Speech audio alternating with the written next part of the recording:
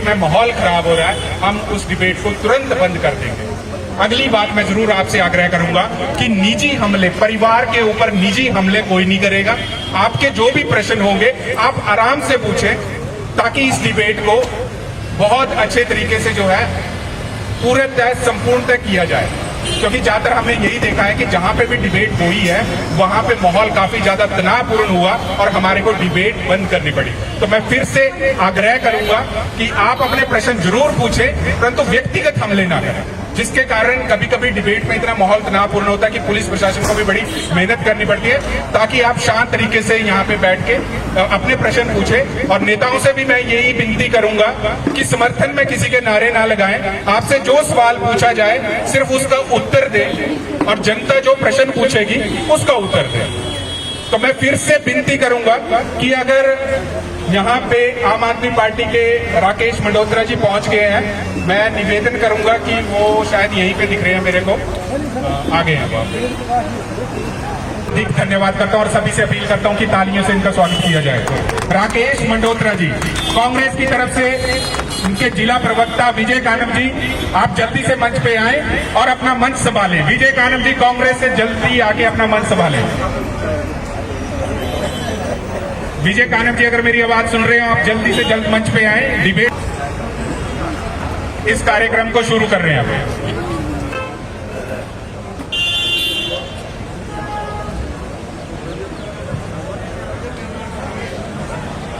हम उनको खड़ा करते रहेंगे। तो अभी हमारे पास आम आदमी पार्टी से राकेश मंडोत्रा जी हैं। मेरे को तालियों की आपकी आवाज नहीं सुनाई थी, कृपया तालियों से स्वागत करिए इनका। राकेश जी, आप सबसे पहले हमारे को ये बताएं कि इस वक्त राकेश मंडोत्रा जी जनरल सेक्रेटरी आम आदमी पार्टी के हैं। आप धर्मपुर से आए हैं सरका घाट में, परंतु सरका घाट की अगर हम समस्या की बात करें तो सरका घाट में आम जनता की भी ये समस्या रहती है कि कहीं ना कहीं सरका घाट का जो हक है वो कहीं ना कहीं धर्मपुर शिफ्ट होता है। ये ज्यादातर लोगों की और नेताओं के इल्जाम पार्टियों पे लगते हैं, क्या कहेंगे आप इसके बारे में? निसंदेह ये सरका घाट के लोगों का इस तरह का रोष है कि उनके साथ जो आप बोल रहे हैं कि इस तरह का बर्ताव हुआ है, जो उन्हें मिलना चाहिए था वो नहीं मिला है। मैं भी आपकी इस बात से सहमत हूँ। अगर हमारी सरकार बनती है तो हम जो ये रोष है उसको दूर करने की कोशिश करें। यहाँ पे प्रश्न यहाँ पे ये उठता है कि सरका घाट की अगर हम बात करें, बसों के मुद्दे पे ज्यादातर मीडिया चैनल्स पे भी ये दिखाया गया कि सरका घाट बस डिपो की अगर हम बात करें तो बस डिपो कहीं ना कहीं लोगों के आरोप हैं और नेता भी कहीं ना कहीं ये आरोप लगाते हैं कि बस जो डिपो था वो क्यों शिफ्ट किया गया। बिल्कुल, अगर नया बस डिपो जो धर्मपुर में बनाया गया था तो नई बसों की जो व्यवस्था की जानी चाहिए थी।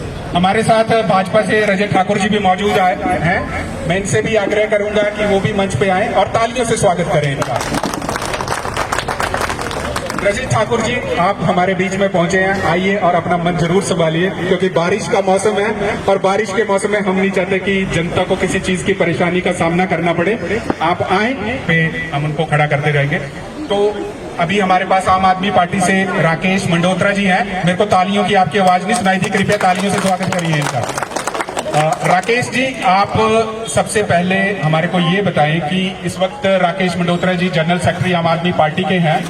आप धर्मपुर से आए हैं सरका घाट में, परंतु सरका घाट की अगर हम समस्या की बात करें तो सरका घाट में आम जनता की भी ये समस्या रहती है कि कहीं ना कहीं सरका घाट का जो हक है वो कहीं ना कहीं धर्मपुर शिफ्ट होता है। ये ज्यादातर लोगों की और नेताओं के इल्जाम पार्टियों पे लगते हैं, क्या कहेंगे आप इसके बारे में? निसंदेह ये सरका घाट के लोगों का इस तरह का रोष है कि उनके साथ जो आप बोल रहे हैं कि इस तरह का बर्ताव हुआ है, जो उन्हें मिलना चाहिए था वो नहीं मिला है। मैं भी आपकी इस बात से सहमत हूँ। अगर हमारी सरकार बनती है तो हम जो ये रोष है उसको दूर करने की कोशिश करें। यहाँ पे प्रश्न यहाँ पे ये उठता है कि सरका घाट की अगर हम बात करें, बसों के मुद्दे पे ज्यादातर मीडिया चैनल्स पे भी ये दिखाया गया कि सरका घाट बस डिपो की अगर हम बात करें तो बस डिपो कहीं ना कहीं लोगों के आरोप हैं और नेता भी कहीं ना कहीं ये आरोप लगाते हैं कि बस जो डिपो था वो क्यों शिफ्ट किया गया। बिल्कुल, अगर नया बस डिपो जो धर्मपुर में बनाया गया था तो नई बसों की जो व्यवस्था की जानी चाहिए थी। हमारे साथ भाजपा से रजत ठाकुर जी भी मौजूद हैं। मैं इनसे भी आग्रह करूंगा कि वो भी मंच पे आएं और तालियों से स्वागत करें इनका। रजत ठाकुर जी, आप हमारे बीच में पहुंचे हैं, आइए और अपना मन जरूर संभालिए, क्योंकि बारिश का मौसम है और बारिश के मौसम में हम नहीं चाहते कि जनता को किसी चीज की परेशानी का सामना करना पड़े। आप आए और स्वागत किया जाए। कांग्रेस की तरफ से प्रवक्ता फिर से गुजारिश करूंगा, आप जल्दी से जल्दी मंच पे आए, क्योंकि समय निकलता जा रहा है, बारिश का मौसम है और हम इसको शुरू कर रहे हैं। और हमारे सवालों के जवाब देने के लिए दो नेता कांग्रेस से, सॉरी अभी कांग्रेस के पहुंचे नहीं है, शायद पहुंच रहे हैं, अभी मैंने बात की है, नेताओं से सीधे पूछ सकते हैं। और ये अगली बात मैं आपको कह दूं कि डिबेट बिल्कुल शांत माहौल में की जाए। अगर हमारे को लगेगा कि आप डिबेट में अशांत माहौल पैदा हो रहा है, ये डिबेट तुरंत स्टॉप कर दी जाएगी। तो मैं आप सभी से आग्रह करता हूं, अपनी अपनी कुर्सियां संभालें और यहां पे बैठे और हम डिबेट अब शुरू कर रहे हैं। और आपके जो भी प्रश्न है वो आप जरूर पूछें, और व्यक्तिगत हमला कोई नहीं चले होगा डिबेट में, क्योंकि ये सारी चीजें रिकॉर्ड होती हैं, इसलिए ध्यान रखा जाए कि आप जो भी प्रश्न पूछे बड़े तरीके से पूछें, प्यार से पूछें, और जो भी आपको लगता है। मैं फिर से आग्रह करूंगा कांग्रेस पार्टी से, बड़ी देर से मैं आवाज दे रहा हूं, कांग्रेस पार्टी के 2-3 बार आग्रह कर दिया, आप जल्दी आए, मंच संभाले, समय निकलता जा रहा है। कांग्रेस के जिला प्रवक्ता विजय कानक जी जल्दी आए। स्वागत है हमारे चैनल पे और हम आपका धन्यवाद करते हैं कि आप इस डिबेट में मौजूद हैं। धन्यवाद। सबसे पहले तो मैं आपका धन्यवाद करूंगा मीडिया प्रेस चैनल का, जिन्होंने मुझे यहाँ आने का मौका दिया, और मैं अपने साथी राकेश गुप्ता जी का भी धन्यवाद करूँगा, स्वागत करूँगा। ठीक है, स्वागत है हमारे चैनल पे और हम आपका धन्यवाद करते हैं कि आप इस डिबेट में मौजूद हैं। धन्यवाद। सबसे पहले तो मैं आपका धन्यवाद करूँगा मीडिया प्रेस चैनल का, जिन्होंने मुझे यहाँ आने का मौका दिया, और मैं अपने साथी राकेश गुप्ता जी का भी धन्यवाद करूँगा, स्वागत करूँगा। ठीक है, शुरू कर रहे हैं और इस डिबेट के लिए आपका हम भी धन्यवाद करते हैं सभी पार्टियों का। अगर कांग्रेस के आ गए हैं विजय कानक जी, आप जल्दी आइए। कानक जी का भी जिला प्रवक्ता है, स्वागत कीजिए तालियां बजाकर। विजय कानक जी कांग्रेस पार्टी से प्रेजेंट जिला प्रवक्ता है। और मेरे को यहाँ पे फेसबुक के माध्यम से एक चीज लोगों के द्वारा पूछी गई कि अगर हम डिबेट सरका घाट में करवा रहे हैं तो सरका घाट का नेता क्यों नहीं? तो इसके लिए मैं आप सभी को क्लियर कर देना चाहता हूं कि जब भी डिबेट होती है तो पार्टी ही डिसाइड करती है। जैसे भाजपा से रजत ठाकुर जी हैं, तो शिमला से ऑर्डर हुए कि रजत ठाकुर जी डिबेट में आएंगे। आम आदमी पार्टी के राकेश मंडोत्रा जी, इनकी पार्टी ने डिसाइड किया। कांग्रेस की पार्टी ने डिसाइड किया कि जिला प्रवक्ता यहाँ पे आएंगे। हमने इंटेंशनली ऐसा कुछ नहीं किया कि हम अपनी मर्जी से किसी को नहीं बुलाते। जो पार्टी डिसाइड करेगी वो यहाँ पे रिप्रेजेंट होगा। और आपके जो भी प्रश्न है वो आप जरूर पूछें। डिबेट शुरू हो रही है और मैं ये फिर से आपसे आग्रह कर रहा हूँ, शांत माहौल में डिबेट ऑर्गेनाइज की जाए। इसके लिए लोगों द्वारा और नेताओं द्वारा, किसी भी नेता की बात करें हम अलग पार्टियों की, आरोप ये लगाए जाते हैं कि जो सरका घाट का एक हक था वो कहीं ना कहीं सरका घाट को ना मिलकर धर्मपुर चला गया। इस पे आप क्या कहेंगे? देखिए सर, ऐसा है सरका घाट का हक जो है वो सरका घाट को ही मिल रहा है, और ये प्रक्रिया है विकास की, क्योंकि हम सब चाहते हैं कि विकास हो। और विकास जब प्रदेश आजाद प्रदेश बना था हिमाचल प्रदेश, तो केवल मात्र हिमाचल में 280 किलोमीटर सड़कें थी, चुनिंदा संस्थान थे, और जैसे जैसे विकास हुआ, जैसे जैसे एजुकेशन में इंस्टीट्यूशन खुले, हेल्थ के इंस्टीट्यूशन खुले, और जो डिपार्टमेंट्स आए, उसके बाद शिमला के बाद मंडी जैसा हमारा डिस्ट्रिक्ट हेडक्वार्टर था वो विकसित हुआ, वहाँ पे इंस्टीट्यूशन खोले गए। उसके बाद तहसील लेवल पे जो हेडक्वार्टर तहसील हेडक्वार्टर थे, वहाँ पे जो डिस्ट्रिक्ट हेडक्वार्टर जो ऑफिस चाहिए तहसील हेडक्वार्टर में, उन ऑफिस को खोला गया। और जैसे जैसे अब डिसेंट्रलाइजेशन हो रही है, जैसे विकास जब गांव की तरफ जा रहा है, और ये सरकार का ये एजेंडा है कि विकास हो, गांव तक जो है विकास जाए। इसी के चलते जहां नई तहसीलें बनी, पहले संधोल से लेकर के बलद्वाड़ा त्रिफाल घाट तक जो है एक ही तहसील हमारी सबकी हुआ करती थी।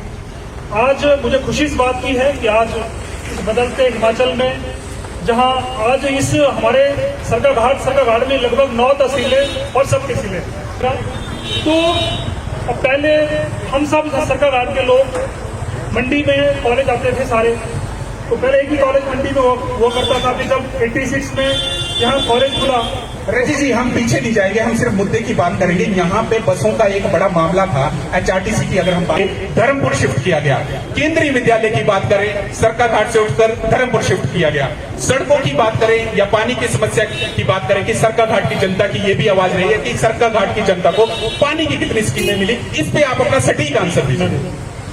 देखिए सर, ऐसा है कि जहां तक आप डिपो की बात कर रहे हैं, डिपो एक नहीं बल्कि डिपो इसी हमारी सरकार में 6 नए डिपो बने, गोविंदनगर डिपो बना है और जगह डिपो बन रहे हैं, जयसिंहपुर डिपो बन रहा है, सिरमौर में डिपो बने हैं। तो निश्चित तौर पे जब कोई डिपो बनता है, कोई तहसील बनती है, तो कुछ एरिया काट करके, कुछ पटवार सर्कल काट के, कुछ एरिया काट के जो है अलग जो है नए डिपो का निर्माण किया जाता है, नई तहसील का निर्माण किया जाता है। तो निश्चित तौर पे क्योंकि HRTC में जो बसेज हैं, अब पहले हमारा डिपो भी सरका घाट था, तो अगर सरका घाट डिपो में 120 बसें थी, 130 बसें थी, सरका घाट डिपो जब इकट्ठा था हमारा, तो निश्चित तौर पे जब अलग डिपो बना तो 130 में से अब कोई परिवार में 2 भाई हैं, 2 भाइयों के पास 30 बीघा जमीन है।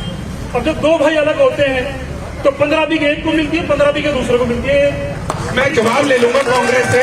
कांग्रेस पार्टी के विजय कानन जी, सबसे पहले आपका स्वागत है। जैसे रजत ठाकुर जी ने बोला कि 2 भाई होते हैं, जब बंटवारा होता है तो बराबर होता है, क्या कहेंगे आप इसके बारे में? देखिए अजीत जी,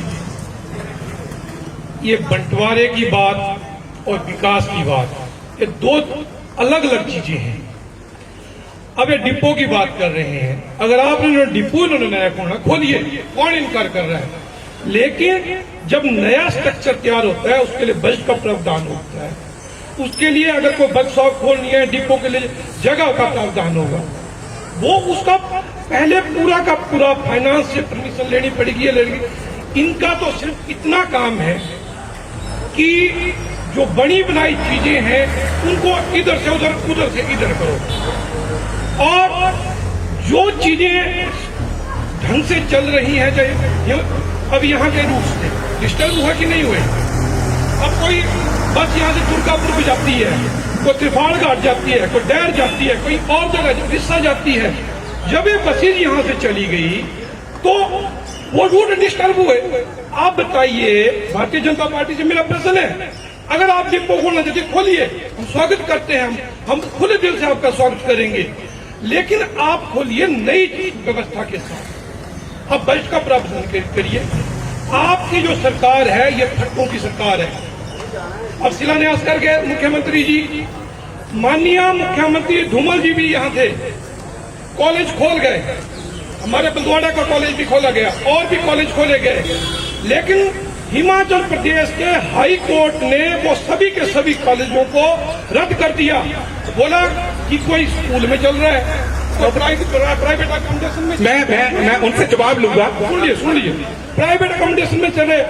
लेकिन जब कांग्रेस की सरकार आई, वीरभद्र सिंह जी मुख्यमंत्री बने, उन्होंने नए डिपो, नए कॉलेजों को खोला और प्रत्येक कॉलेज के लिए जो है,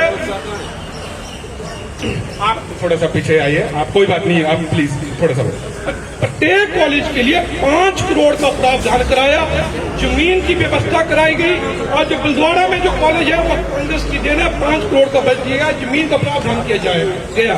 अब इन्होंने डिपो खोला है, कागजों में क्या है? विजय जी इनसे आंसर लेंगे आम आदमी पार्टी से भी। जैसे ये आरोप लगा रहे हैं, सरका घाट डिपो की बात कर रहे हैं और वहां पे बोल रहे हैं कि ये कहीं भाजपा के, आपका क्या स्टैंड है? मैं भाजपा के जो दृष्टि पत्र है 2017 से वहां से शुरू करना चाहूंगा। इन्होंने बात की थी कि माफिया राज को खत्म करेंगे, होशियार हेल्पलाइन लाएंगे। इन्होंने कहा था कि नशे को खत्म करने के लिए मेजर सोमनाथ वाहिनी लाएंगे। इन्होंने कहा था कि अवैध खनन को रोकने के लिए ज्वाइंट टास्क फोर्स बनाएंगे। नहीं, आप सुनिए, मैं उस पर आप इसको छोड़िए। पहली बात, आपसे प्रश्न जो पूछा जाए उसका उत्तर दीजिए। सरका घाट के बस डिपो की बात अगर ये कर रहे हैं कांग्रेस और भाजपा, इसके ऊपर आपका क्या स्टैंड है कि बसों के मामले में ऊपर करिए, बाकी और भी चर्चा होगी, आप इसके बारे में बसों की जहां तक बात करें, डिपो की बात कर रहे हैं कि धर्मपुर में इन्होंने बस डिपो खोला है, एक तो फ्लड जोन में खोला हुआ है, संधोड़ में इन्होंने सब डिपो बनाया है, अभी तक ऑपरेशनल नहीं हुआ है। ऑपरेशन नहीं हुआ है, कोर्ट से अनुमति लेके जो है संधोल का जो बस स्टैंड बनाया गया। आप बात करते हैं डिपो की, यहां से 50 बसें ट्रांसफर करके धर्मपुर ले गए। संधोल से 10 बजे से लेकर 1 बजे तक संधोल से धर्मपुर के लिए कोई बस नहीं है। धर्मपुर से संधोल के लिए अब रजत जी, जैसे आरोप लगे हैं कि जैसे कांग्रेस आरोप लगा लिया आपके ऊपर, क्या कहेंगे इनके आरोप पे जो विजय कानव जी ने लगाए? बसों का मामला हम करेंगे, बाकी किसी पॉलिटिक्स की बात नहीं करेंगे कि कहीं ना कहीं बसें शिफ्ट हुई। आम आदमी पार्टी आरोप लगा रही है कि कहीं बस स्टैंड अगर धर्मपुर में खोले गए हैं तो वो खड्डों की बात है।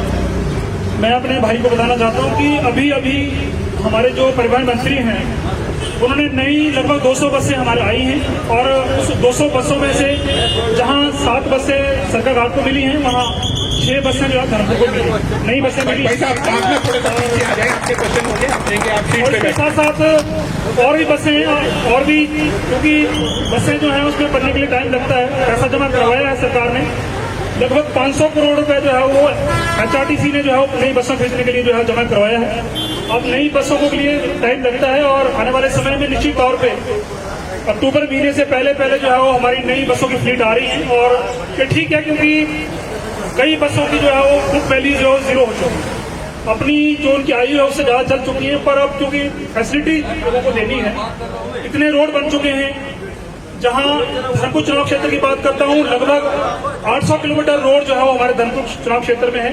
और जहां सरकार घाट विधानसभा क्षेत्र की मैं बात कर रहा हूं, लगभग 550 किलोमीटर जो है रोड जो है वो रोड कनेक्टिविटी जो है पूरे गांव में जो सरकार घाट विधानसभा क्षेत्र। नहीं, मैं अगली बात आपसे पूछूंगा। अगर आप HRTC की बात कर रहे हैं, HRTC आज तक, चाहे आपकी पार्टियों ने कर दी है, डेट रिटर्न HRTC डिपो है 1000 करोड़ के नीचे कर्जे के नीचे चला है।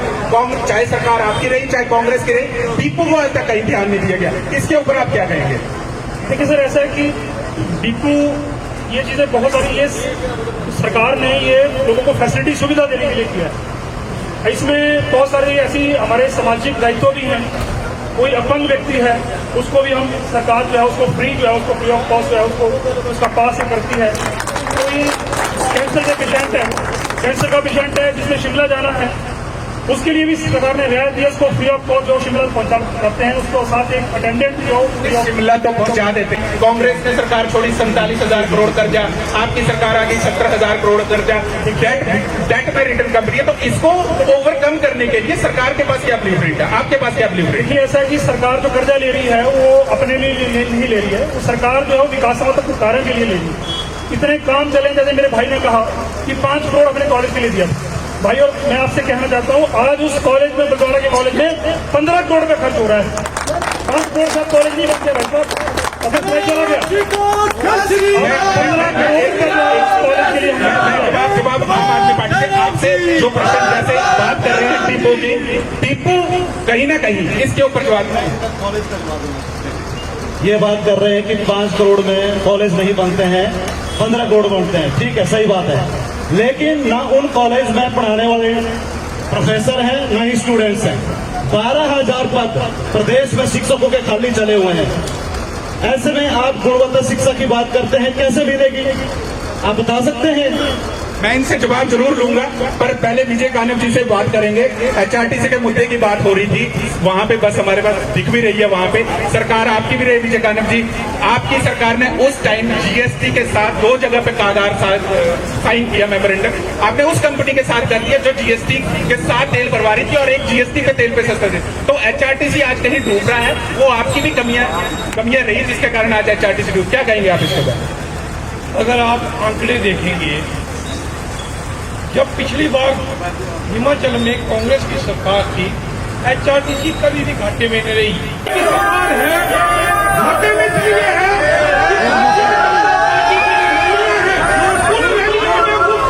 भेजनी है। भारतीय जनता पार्टी की रैलियों में मुफ्त HRTC बदल जा रही है, चाहे हरोली में हो रही है, चाहे वो अपने धर्मपुर में हो रही है, चाहे बसवार में हो रही है, HRTC की तरफ जा रही है। ये वजह है कि जो है HRTC घाटे में है। ये जो HRTC जो है भारतीय जनता पार्टी ने अपने मिडिल क्लास के लिए, अपने वोट बैंक के लिए इस्तेमाल कर रही है।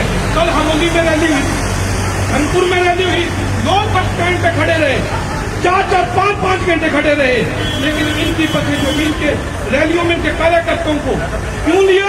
क्योंकि बसें इसलिए बिजली पड़ी साहब, बुरा हाल है, कांग्रेस किला ढहने वाला है।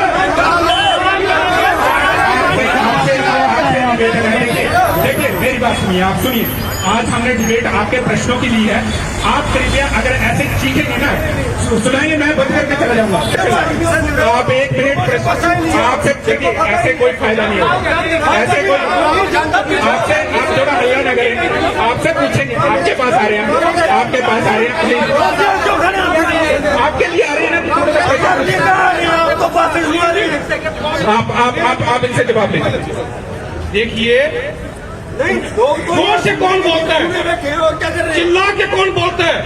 जो कमजोर है, जो सच्चा है, जो कमजोर है, सच्चाई दिखती है। भारतीय जनता पार्टी में धर्मपुर में इनका किला ढहने वाला है, इनकी हार निश्चित है इस बार, और ये जो हार निश्चित है, ये बखलाहट है इनका। रजत ठाकुर जी, आप एक चीज बताइए, पहले प्रश्न, जैसे कांग्रेस ने आरोप लगाया कि आपकी रैलियां चाहे करौली में हो रही हैं, मंडी में हो रही हैं, आप जनता को परेशान करके या सवारियां भर के जनता के मंत्रियों की रैलियां मिल गई, क्या कहेंगे आप इसके बारे में? ऐसा देश में अमृतकाल महोत्सव मनाया जा रहा है और प्रदेश में भी हमारे हिमाचल के गठन के 75 साल पूरे हुए हैं। ये कार्यक्रम सरकारी है और सरकार ये कार्यक्रम कर रही है, लोग जा रहे हैं, और जो जिन लोग वो जा रहे हैं जिन्होंने लाभ लिया है, जो लाभार्थी हैं, जिन्होंने सरकारी स्कीमों का लाभ लिया। और मैं अपने मित्र से कहना चाहता हूँ कि भाई साहब रैलियों की बात कर रहे हैं, आपका 70 लाख अभी कांग्रेस पार्टी का पेंडिंग है। आप अपने प्रत्याशी जी को बोलिए, अध्यक्ष को बोलिए कि 70 लाख जमा कराएं।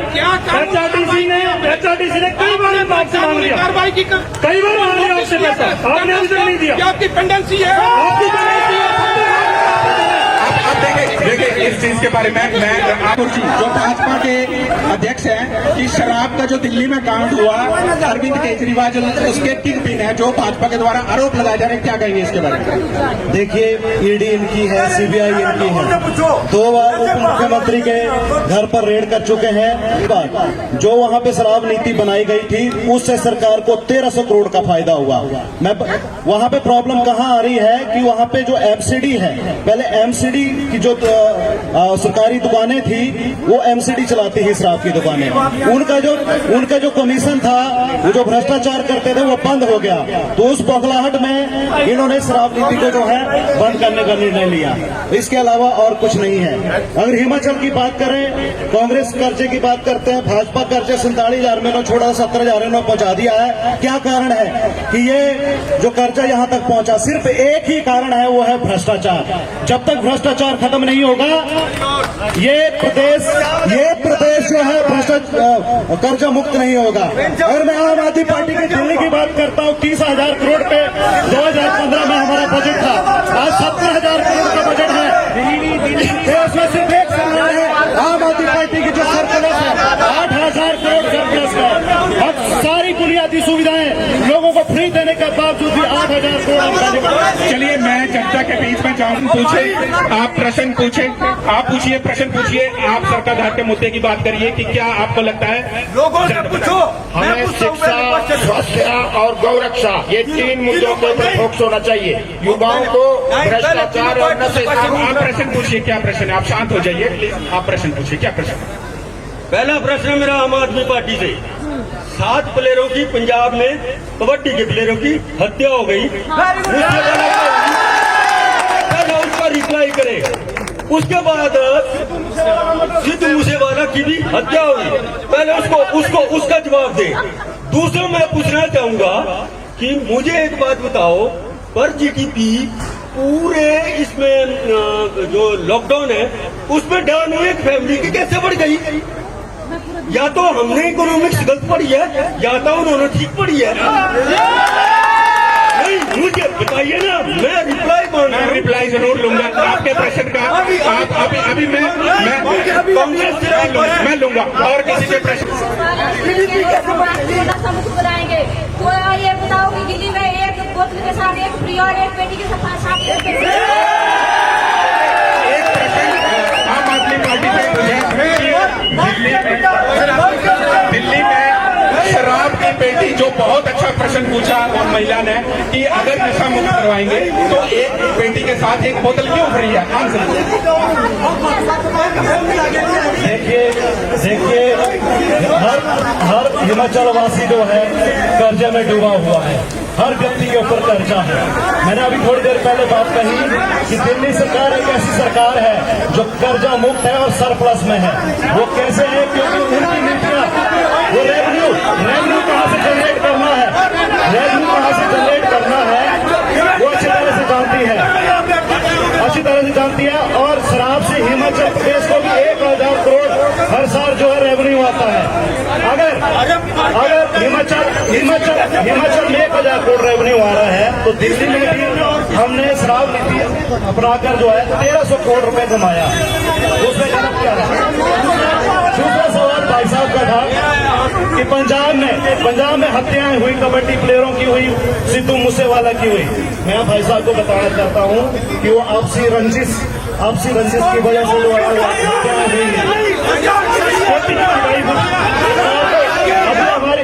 हत्याएं हुई जब हत्याएं हुई देखिए, अभी आप जाइए पंजाब में, वहां पर हालात बहुत अच्छे हैं। आप पंजाब में जाइए, हालात बहुत अच्छे हैं।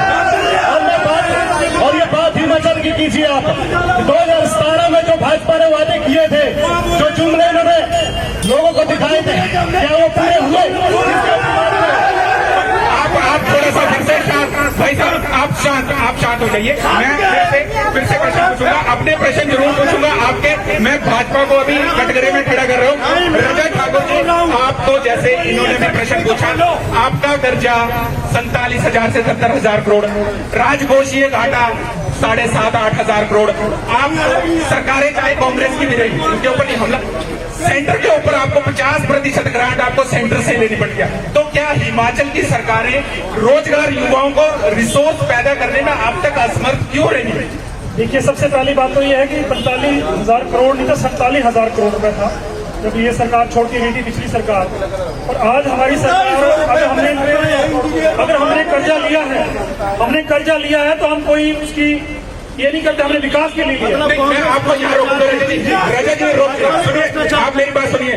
2 हफ्ते पहले सीएजी की रिपोर्ट ने आपकी सरकार को कटघरे में खड़ा किया कि 250 करोड़ की प्राप्तियां, जो कि सरकारी काम जो भी होते हैं, वो सीएजी ने कहा कि अभी तक हमारे को वो प्राप्तियां नहीं मिली हैं। तो सीएजी ने पॉइंट किया कि कहीं ना कहीं गवर्नमेंट फंड का कहीं ना कहीं मिसयूज हुआ है। इस पर क्या कहेंगे आप? देखिए, जब एक बात है कि जब पैसे प्राप्त नहीं हुए तो मिसयूज कैसे? नहीं, पैसे सीएजी की रिपोर्ट, मेरी रिपोर्ट नहीं है, जो कंप्यूटर ऑडिटर जनरल है उन्होंने दिया, 2 हफ्ते पहले दिया। आंकड़ों में जाने नहीं है। और मैं आपकी बात से सहमत हूं। ऐसा कोई जब आपका पैसा आया नहीं तो सीएजी ने मतलब गलत पॉइंट किया उसको, सीएजी गलत पॉइंट गलत है, वो थोड़ा सा समझने वाली बात है। नहीं, ऐसा बिजनेस स्टैंडर्ड की खबर है सर, बिजनेस स्टैंडर्ड ऐसा नहीं है। बिजनेस स्टैंडर्ड ने आपको पॉइंट किया कि 250 करोड़ का अनकम्प्लीटेशन सर्टिफिकेट नहीं, ऐसा नहीं मिला। वो यूसी जो होता है, जैसे आपको पैसा आता है, आप केंद्र से पैसा आया, आपको डिपार्टमेंट से पैसा आया, उसको आपको सर्टिफिकेट देने पड़ते हैं। वो केंद्र मात्र क्योंकि कम्पटीशन जो रिपोर्ट थी वो उसने सबमिट की थी, तो हमने उसके लिए अदरवाइज ऐसा नहीं है कि हमने कोई पैसे। चलिए कोई नहीं, वो आप सीएजी को अच्छा जवाब दे सकते हैं। मैं कांग्रेस से प्रश्न पूछूंगा। आपकी सरकार थी, सरका घाट में जैसे कि आपके पूर्व के रहे नेता रंगीला राव जी, और यहाँ पे बड़े ऐसे नेता रहे हैं जो कि हर टाइम आपको रहते हैं कि सरका घाट की जो विकास हुआ वो सिर्फ कांग्रेस के समय में ही हुआ। और मतलब आप ये जो मुद्दे उठाते हैं और भाजपा आपके ऊपर आरोप लगाती है कि यहाँ पे सिर्फ अगर विकास होगा तो सिर्फ भाजपा ही कर सकती है, इसके ऊपर आप क्या कहें? देखिए, सरका घाट के मैंने पहले भी आपके कार्यक्रम में बोला था कि माननीय विधायक कर्नल इंदर सिंह के द्वारा किया गया एक कार्य, जिसका शिलान्यास भी कर्नल इंदर सिंह जी ने किया और उसका उद्घाटन भी कर्नल इंदर सिंह जी ने किया। वो एक काम बताओ और इनाम पाओ। रही मुझे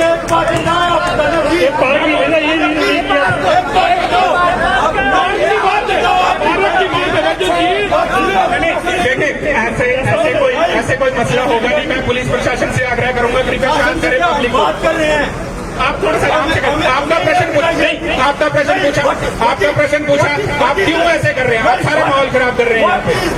आप माहौल मत खराब करिए प्लीज, आप थोड़ा सा देखिए। आपका प्रश्न जब मैं पूछ रहा हूँ तो आप बीच में आके ऐसे सारी पब्लिक खड़ी है। नहीं, you are educated person, please में साइलेंट है। आप क्या प्रश्न पूछ रहे हैं? आप पूछ रहे हैं, आप इतना कर रहे हैं सुबह से, जब से डिबेट लगी है आप मतलब सभी जगह से, तो यहाँ पे आप प्लीज थोड़ा शांत हो रहिए आप, नहीं तो मैं बंद कर देता हूँ, मैं जाता हूँ यहाँ से। ऐसे थोड़ा ये जब प्रेशर, आप सर मेरे को ये बताइए कि नहीं, एक प्रश्न आप मेरा सुनिए। 45,000 करोड़ 47,000 जो आरोप लगाते हैं, वो आपकी कांग्रेस में 2013 से 17 तक क्यों कर्जा बढ़ा? आपकी सरकार ने क्या किया उस वक्त? आपकी सरकार ने ऐसा क्यों किया? कर्जे पे डुबो दिया, जैसे कि भाभी बोला कि जो पार्क नरेंद्र सिंह की देन है, 45 लाख खर्च आया इसको बनाने में। पार्क की बात हो रही थी तो माननीय मंत्री जी थे महेंद्र सिंह जी, उन्होंने बोला कि पार्क जो है जंगलों में बनते हैं, यहाँ कहाँ बनेंगे? नरेंद्र सिंह ने बोला मेरा ड्रीम प्रोजेक्ट है, लेकिन मैंने आरटीआई निकाली है इसकी। आरटीआई के अनुसार ये गोल दायरे में बनना था, इसमें पार्किंग की भी व्यवस्था होनी थी। एक हमने जहां पर पुलिस की घूमती है वहां पर एक मंच बनना था, क्योंकि बसें यहाँ नहीं खड़ती, बसें वहां खड़ती हैं। बारिश हो रही है, किसी ने बस में बैठना वहां से बैठेगा, यहाँ से नहीं बैठेगा। उसके अलावा जो इनका जो नक्शा है, नक्शे पे 4 स्टैचू बताए थे इन्होंने, 4 स्टैचू लगने थे। अब पता नहीं किसके लगने हैं, वर्तमान के लगने हैं, पीछे वालों के लगने, ये पता नहीं है। रजसी से जवाब लेंगे इसके बारे में। टेबल्स की बात हुई थी, टाइलें लगा दी।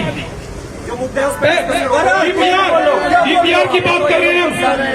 ये जो सरकार जो गई,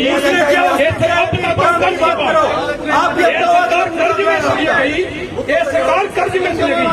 मंत्रियों के लिए गाड़ियां 1-1 करोड़ की गाड़ी, और मेरे भाई भी इस चर्चा में आए थे। 45 लाख की हमीरपुर में गाड़ी आती है जल शक्ति विभाग में और यूज करते हैं। जवाब लेंगे रजसी से क्या कहेंगे आप? जैसे जब आपकी सरकार, देखिए ऐसा, पहले तो इन्होंने ये कहा कि 45 लाख में बना। मैं इनको याद कराना चाहता हूँ कि पिछली कांग्रेस पार्टी की जब सरकार थी, मनमोहन सिंह की सरकार थी, तब नीति आयोग का जो दिल्ली में जब इनका बाथरूम बना था 45 लाख रुपए, 45 लाख का जो गाड़ी आप इस्तेमाल कर रहे हैं, देखिए ऐसा है, गाड़ी की बात जहाँ तक आप कर रहे हैं, कौन सी गाड़ी की बात कर रहे हैं? आपने मंत्री है ना, चेयरमैन है, आप सरकार की गाड़ी इस्तेमाल कर रहे हैं।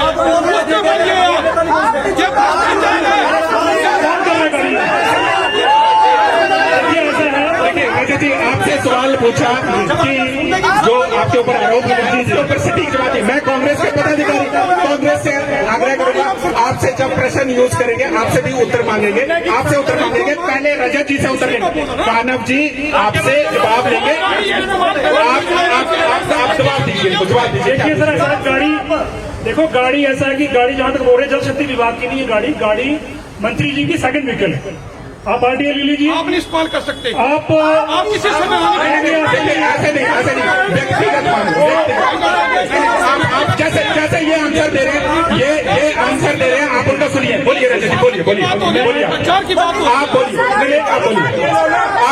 गाड़ी इस्तेमाल कर सकते हैं। देखिए मैं सिर्फ गाड़ी नहीं यूज करता, मैं अपनी गाड़ी, मेरे पास 4 गाड़ी है, मेरे पास 4 गाड़ी है, मैं अपनी गाड़ी यूज करता हूँ। और कहीं सरकारी कार्यक्रम में मंत्री जी जाना है, मंत्री जी दिन रात टूर पे रहते हैं, कंस्टिट्यूंसी में रहते हैं, उनके साथ अगर कहीं गए हैं तो उसमें कोई गाड़ी यूज करने का नहीं है, क्योंकि ऐसा नहीं है, गाड़ी तो जा ही नहीं है, हम भी जा रहे हैं, हम ही नहीं बैठता, हमारे और भी कार्यकर्ता हैं और भी लोग हैं जो सरकारी लोग उसमें बैठते हैं। पर कैपिटा इनकम कैसे बढ़ रही है किसी की? मुझे ये रिप्लाई चाहिए।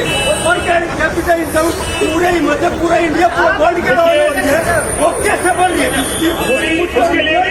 उसके लिए भी भाई साहब ऐसा है, उसके लिए भी हम लोग सरकार काम कर रही है, केंद्र की मोदी सरकार काम कर रही है। किसी की पर कैपिटा इनकम बढ़ा दे, उसमें मैं आपसे फिर से इस पे उतर लूंगा। जैसे ये दोनों पार्टियां आरोप लगा रही हैं एक दूसरे के ऊपर कि कांग्रेस में ये विकास हुआ, भाजपा कांग्रेस पे कांग्रेस भाजपा पे, क्या करेंगे आप? जो हमारे आजादी के बांकुरे थे, उन्होंने एक सपना देखा था, एक खुशहाल देश में, एक खुशहाल देश था जहाँ पे हर व्यक्ति को रहने के लिए मकान मिले, पहनने के लिए कपड़े, खाने के लिए रोटी। लेकिन अगर आज वो देखते होंगे तो हालात बहुत खराब हैं, हालात बहुत खराब हैं। भ्रष्टाचार जो है प्रदेश में वो चरम सीमा पर है। हम बाबा साहब अम्बेडकर को मानने वाले व्यक्ति हैं। भाई साहब आप शांत हो जाइए प्लीज। आप थोड़ा सा, कोई नहीं, प्रश्न उनका सही है, प्रश्न उनका सही है। मैं इनको बोलूंगा प्रश्न उनका सही है कि अगर जीडीपी पर कैपिटा इनकम क्यों बढ़ रही है। अगर हिमाचल की बात करें तो स्वास्थ्य सुविधाओं में भी हिमाचल बहुत नीचे आ गया, 6% मृत्यु दर है। परंतु ये बातों का भी जवाब लेंगे। पर आप विजय जी, आप मेरे को ये आंसर दीजिए कि कांग्रेस पार्टी कहीं दो फाड़ में नजर आ रही है। अभी रोजगार यात्रा में विक्रमादित्य सिंह के ऊपर सीधा आश्रय शर्मा ने आरोप लगाया कि शिमला में मंडी में शिमला का नेता नहीं चलेगा। तो ये जो पार्टियां एक दूसरे के ऊपर चुनावों से पहले ये यूथ आरोप लगा रहे, तो ऐसा लग रहा है कि कहीं आपकी पार्टी अभी भी हिमाचल प्रदेश में जो स्थिति है कहीं ना कहीं खराब में नजर आ रही है। क्या कहेंगे इसके बारे में? देखिए, इस पार्टी में नहीं है। नहीं, जैसे उन्होंने मीडिया में बयान दिए कि शिमला के नेता मंडी में नहीं चलेंगे, क्या कहेंगे इसके बारे में? 4 दिन पहले मुख्यमंत्री की रैली होती है, हिमाचल के मंत्री बोलते हैं कि विकास हम लाए, विकास हम लाए। अनुराग ठाकुर जी बोलते हैं कि केंद्र की नीतियां हैं। ये क्या दिखाओ नहीं है? ये दिखाओ नहीं है? जब कोई दल होता है, कई लोग होते हैं, चलता रहता है मन मुटाव, लेकिन मन मुटाव जो है वो लोगों के बीच में नहीं है, वो विकास को लेकर के लिए भ्रष्टाचार जिलों का है, वो चलता रहता है, वो कोई बड़ी बात नहीं है। इनके मन से 4 दिन पहले चलो हमारे आश्रय शर्मा जी, विक्रमादित्य जी तो अभी जूनियर लीडर है, इनके तो सीनियर लीडर बोले, जिनके बाद भेद हो गए। अनुराग जी केंद्रीय मंत्री, कैबिनेट मंत्री, वो मन से एक दूसरे से उलझ रहे। गुटबाजी यहाँ नहीं है। मैं इस चीज पे आपसे, रजत जी, अगला प्रश्न मैं आपसे पूछूंगा। कल मुख्यमंत्री जी की रैली थी वहां पर, तो जैसे ये आपके ऊपर आरोप लगा रहे हैं कि गुटबाजी जो इन्होंने, उस पे इस पे आप क्या कहेंगे? जैसे कांग्रेस आरोप। पहले तो ऐसा है कि जो इनकी रोजगार यात्रा है, अब पता नहीं वो रोजगार यात्रा है या बेरोजगार यात्रा है, या आश्रय शर्मा जी को रोजगार नहीं मिल रहा है, वो रोजगार चाह रहे हैं। और आश्रय शर्मा जी को रोजगार नहीं मिल रहा है, और हमारे जो विक्रमादित्य जी हैं उनको रोजगार मिला हुआ है तो वो घूम रहे हैं, और बेरोजगार हैं। इसलिए जो है आपस में जो है अभी जैसे इन्होंने आंसर दे दिया, क्या कहेंगे आप? आदमी पार्टी, दोनों पार्टियां एक दूसरे पे आरोप लगा रही हैं, आप कहाँ पे स्टैंड करते हैं? आप देखिए, अगर मैं धर्मपुर की बात करता हूँ तो धर्मपुर में एक परिवार का विकास हुआ है। अगर हम बात करते हैं एक परिवार धर्मपुर अभी एक पिछड़ा हुआ क्षेत्र माना गया है। सबसे ज्यादा पलायन अगर किसी कंस्टिट्यूंसी में हुआ है तो वो धर्मपुर विधानसभा क्षेत्र है। आप बात करें 50 लाख की गाड़ी में घूमते हैं राजा जी, 50 करोड़ का इनका होटल है, ये इनका क्रैशर है, ये मीडिया प्रभारी है, पीडब्ल्यू के मंत्री हैं, ठीक है जी। भाई बहुत सारे हमारे साथी, मेरे को क्या बोलूंगा, इतने लोग खड़े हैं, 30 साल पुराने लोग हैं, किसी को मौका नहीं देंगे। आरोप प्रत्यारोप चलते रहेंगे, निजी हमले हम भी नहीं चाहते। सरका घाट की जनता, देखिए मैं आपकी बात से सहमत हूँ, आप गर्म मत होइए, आप आराम से रोजगार के बारे में। और जो लोगों के बच्चे हैं बीटेक, एमटेक, उनको क्या नौकरी मिल रही है? IPH में 3 से 5 हजार की नौकरी। उनका शोषण हो रहा है, उनका रोजगार तो उनको मिला हुआ है, उनको मिला हुआ है। आम आदमी शोषित है, बेरोजगार घरों में पड़ा हुआ है, बेरोजगार घरों में पड़ा हुआ है। हमारे पढ़े लिखे नौजवान घरों में पड़े हुए हैं, उन्हें रोजगार नहीं मिल रहा है। भ्रष्टाचार खत्म नहीं होगा, परिवारवाद और बंसवाद खत्म नहीं होगा। एक ही पार्टी, आम आदमी पार्टी, जो कंट्री ईमानदार पार्टी है, आम आदमी पार्टी ही हम लोगों के साथ। देखिए आप विकास की बात करेंगे, विकास मुद्दों की बात, विकास की बात,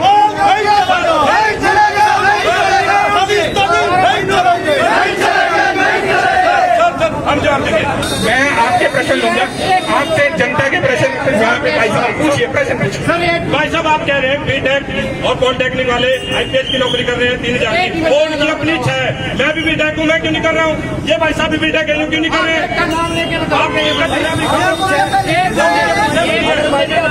आप भी जॉब करिए, एक भी बंदे का नाम बताओ अगर आप भाई साहब मैं आम आदमी पार्टी से पूछना चाहता हूँ, आपका एक बहुत बड़ा मैनिफेस्टो है दिल्ली में कि शिक्षा की गुणवत्ता सरकारी स्कूलों में बच्चों को पढ़ाना है, सरकारी स्कूलों को अपग्रेड करना है। भाई साहब क्या दिल्ली की तरह करेंगे? जिस तरह मुनीर सिसोदिया के बच्चे अगर ऐसी यूनिवर्सिटी और कॉलेजों में पढ़ रहे हैं, वो वाली शिक्षा आप हिमाचल में देना चाहते हैं? किस तरह की गुणवत्ता आप यहाँ पर चाहते हैं और शिक्षा के प्रति आपका विजन? मेरा मेन क्वेश्चन रहेगा कि आम आदमी का हिमाचल में शिक्षा के प्रति विजन क्या है? आप बताइए, आप क्या प्रश्न है? मेरा कोई प्रश्न नहीं है। जैसे आम आदमी के जो हमारे प्रवक्ता हैं भाई साहब बोल रहे हैं कि धर्मपुर में विकास नहीं हुआ है। मनीष सिसोदिया जी खुद बोलते हैं कि विकास जो है मंडी में हुआ है। अब वो या तो वो गलत है, कांग्रेस सदन में बोलती है, कांग्रेस के जो नेता प्रतिपक्ष हैं वो कहते हैं कि विकास तो धर्मपुर में हुआ है। तो अब ये बताए कांग्रेस के जो बड़े बड़े नेता सच बोल रहे हैं या प्रवक्ता सच बोल रहे हैं? मेरा सवाल है रजत जी से, ये बताया जाए कि सरकार घाट में आज इन तक घोषणाएं हुई है और भाजपा ने केवल मात्र सरकार घाट को घोषणा का एक केंद्र बना रखा है, बाकी कोई काम नहीं। बड़ा इंपॉर्टेंट प्रश्न रजत जी आपसे पूछा है कि सरकार घाट को घोषणाओं का केंद्र बना के रखा हुआ है, इसके ऊपर क्या जवाब देंगे आपके जैसे उन्होंने व्यक्ति पूछा? ये बताइए इसके बारे में। सरकार घाट में वैसे तो बहुत सारी काम जो है वो कमलिंदर सिंह जी ने किए हैं अपने 4 साल के 4.5 साल के कार्यकाल में। बहुत अच्छे, मैं गिनाता हूँ क्योंकि सरकार ने बहुत ज्यादा काम जो है वो सरकार ने यहाँ पे किए हैं। मैं बताना चाहता हूँ कि 10 करोड़ रुपए की लागत से एक इंडोर अपना हॉस्पिटल जो है वो यहाँ इसका काम चल रहा है। सिविल हॉस्पिटल बनवाने का काम जो है वो 15 करोड़ की लागत से चल रहा है। हमारे जमनी में जो है CSC जमनी में उन्होंने दी है पानी की 4 स्कीमें, लगभग 500 करोड़ रुपए जो है वो आज नहर से पानी उठ के जो है सरकार क्षेत्र में जाओ पीने के पानी के लिए लोगों को दिया जा रहा है। इसके अलावा संधोल से जो है पानी उठा करके 70 करोड़ रुपए की स्कीम जो है अलग से दी जा रही है। इसके अलावा खंडा पत्थर से अलग से 70 करोड़ रुपए की स्कीम जो है सरकार हर विधानसभा क्षेत्र की हर घर के नल में हर घर जल मिले, ऐसी जो है सरकार लगभग 500 करोड़ रुपए जाओ आदरणीय कर्नल सिंह के नेतृत्व में काम कर रही है। एक प्रश्न मेरा दीजिए, कांग्रेस सरकार घाट के ऊपर आरोप लगाती है, यहाँ पे आजाद उम्मीदवार भी कई हैं, आरोप लगाते हैं कि मैंने शुरू से ही प्रश्न पूछा कि सरकार घाट का जो हक था, चाहे केंद्रीय विद्यालय की बात करें यहाँ से शिफ्ट हुआ, बसें सरकार घाट की यहाँ से शिफ्ट हुई, और भी कई जल रक्षक की भर्ती आरोप नेता लगाते हैं, जनता लगाती है कि कहीं ना कहीं जल रक्षकों की भर्ती जो सरकार घाट के रखे जाने थे वो कहीं ना कहीं धर्मपुर रखे गए। इसमें आपका क्या स्टैंड है? देखिए सर, ऐसा है कि सबसे पहले तो मैं क्लियर करना चाहता हूँ कि हमारा जो सेंट्रल स्कूल की बात कर रहे हैं आप, सेंट्रल स्कूल हमने 2011 में हमने फाइल बुक की थी धर्मपुर की और संधोल की, और उसमें 2013 में संधोल का हमारा जो सेंट्रल स्कूल है वो अप्रूव हो गया और धर्मपुर का सेंट्रल स्कूल जो पेंड हो गया। 2011 से शुरू किया था और 2019 में जाकर के सेंटर जो है सेंट्रल स्कूल धर्मपुर की अप्रूवल मिली। और मैं आपको बताना चाहता हूं कि कर्नल इंदर सिंह जी ने भी यहाँ सरकार घाट के मोही में जो है सेंट्रल स्कूल की फाइल जो है उन्होंने मूव करी है। आने वाले समय में सेंट्रल स्कूल होगा और वो मोही में खोला जाएगा, ये मैं आपको विश्वास देता हूँ कि इसके लिए जहाँ प्रदेश सरकार वहाँ हमारे केंद्र सरकार जाओ। मैं एक बार आपसे भी प्रश्न पूछूंगा, नहीं मैं आपसे भी प्रश्न आपके पास ही आ रहा हूँ। एक प्रश्न इंटरनेशनल के बारे में क्या जवाब? देखिए हरीश जी, आप जानते हैं दिल्ली का जो शिक्षा का मॉडल है उसका डंका देश में नहीं विदेशों में भी बज रहा है। जब अमेरिका के राष्ट्रपति आए, उनकी पत्नी ने इच्छा जताई कि उनको इंडिया का स्कूल देखना है तो मोदी सरकार के पास कोई स्कूल नहीं था, दिल्ली सरकार का ही स्कूल था। दिल्ली सरकार का स्कूल था तो उन्होंने अप्रिशिएट किया जो वहां पे एजुकेशन पॉलिसी चली हुई है। दिल्ली के टीचरों को ट्रेनिंग हेलसिंकी लंदन में दी जा रही है। स्कूल है वो वर्ल्ड क्लास स्कूल है, वहाँ पे स्विमिंग पूल है, वहाँ पे हॉकी के ग्राउंड है, हर तरह से 5 स्टार फैसिलिटीज दी जा रही है। और हिमाचल प्रदेश में कोई आप लोगों के साथ शोषण हो रहा है, आपके बच्चों का शोषण हो रहा है। सभा के खाने चले हैं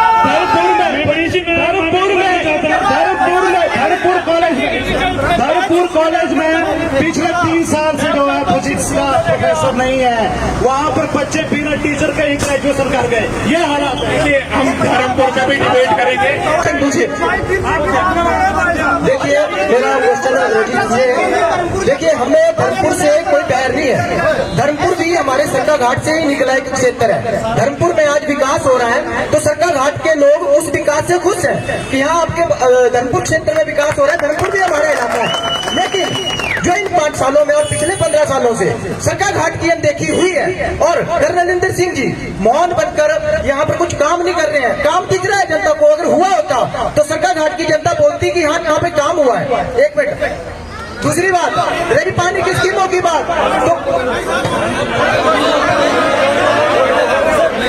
तो हमें धर्मपुर क्षेत्र से कोई बैर नहीं है, धर्मपुर क्षेत्र भी हमारा है, लेकिन यहाँ पर इस्टीमेट में जितना हो सके वो बात सरकार घाट के मुद्दों की होनी चाहिए, क्योंकि जो डिबेट है वो सरकार घाट के लिए तो यहाँ पर जो बातें होंगी वो सरकार घाट के विकास की होगी, सरकार घाट की शिक्षा की होगी, सरकार घाट के अस्पताल की होगी और सरकार घाट के ट्रांसपोर्टेशन की होगी, और कोई बात यहाँ पर नहीं होनी चाहिए।